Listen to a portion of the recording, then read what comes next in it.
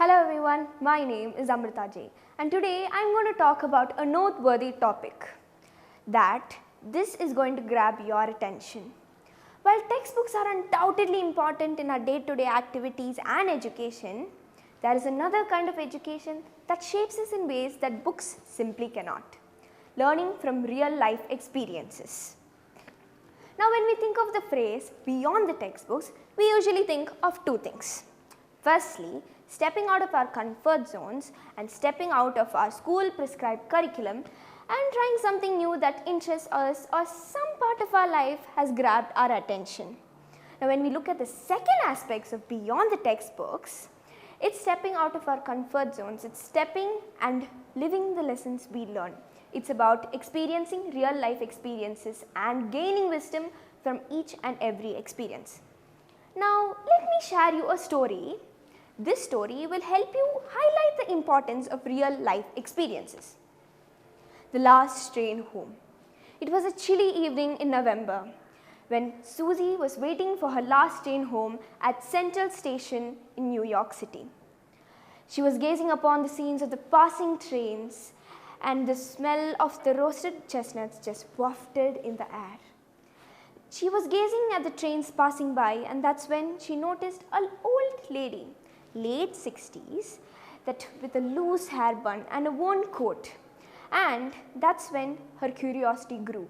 She wanted to go and approach her. That's when she sat next to her and they started sharing greetings, and that's when it came to know that her name was Evelyn. Evelyn was an old school teacher.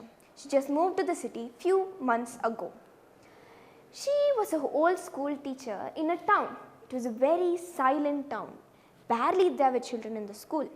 But still, she shared her triumphs, challenges and experiences and every single story with Susie. Susie was very happy after hearing all this. And that's when Susie asked, "Don't you miss teaching, Evelyn?" And Evelyn replied, "No, I have a new adventure and they are my grandchildren." Susie was very happy after hearing this. And that's when Susie's last train home came. And that's when she had to say goodbye to Evelyn and she left. The doors of the train shut right in front of her eyes. And that's when she realized the wisdom she shared and she gained from Susie. Susie was very happy and Evelyn too. Evelyn was happy that she shared her story and Susie was happy that she gained wisdom from it. Now from this story of Susie and Evelyn, we can realize that experiences and wisdom come from every single thing we see, every single thing we experience. The people who have had success, failure and losses and profits in their life doesn't mean that they can never learn from their experiences, because they have learned from their experiences why they have grown today. Now, for instance, book can teach us about leadership, but until and unless we are in that position where we have to lead, we will never know how to lead. Book might tell us, you'll have to guide them this way, you'll have to guide them that way. But until we go in that position, we will never know how to get that work finished or get that work started, because that's not given in the book. For example, let's take people at a higher position, people who are successful right now. They didn't become successful just by reading books. They experienced failure, they experienced success, and every single thing that they have experienced has been a step for their growth. Now, textbooks can talk about failure, but until and unless you fail, you will never know the real meaning of resilience. Now, I'm not telling you to throw the book out of the window. I'm just telling you that books are our base, they are our foundation. When we are constructing a building, we usually start with the base, and that's when we start constructing upwards. The same way, books are our base and real life experiences are the buildings, each step by step.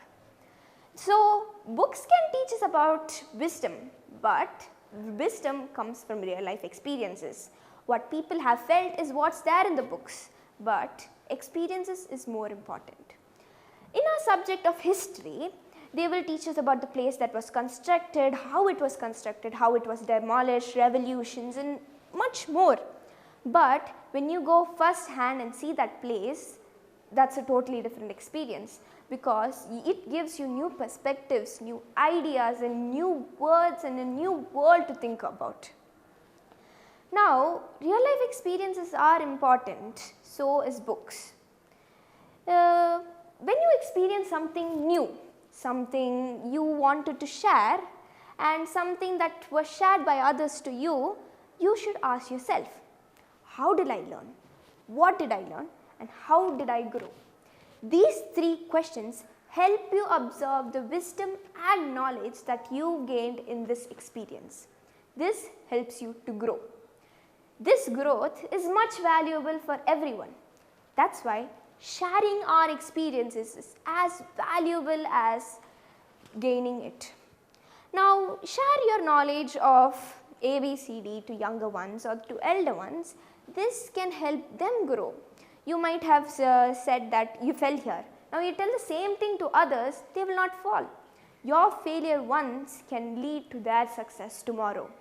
Your failure today can help them grow tomorrow. And let's not be students of books, let's be students of life. Thank you.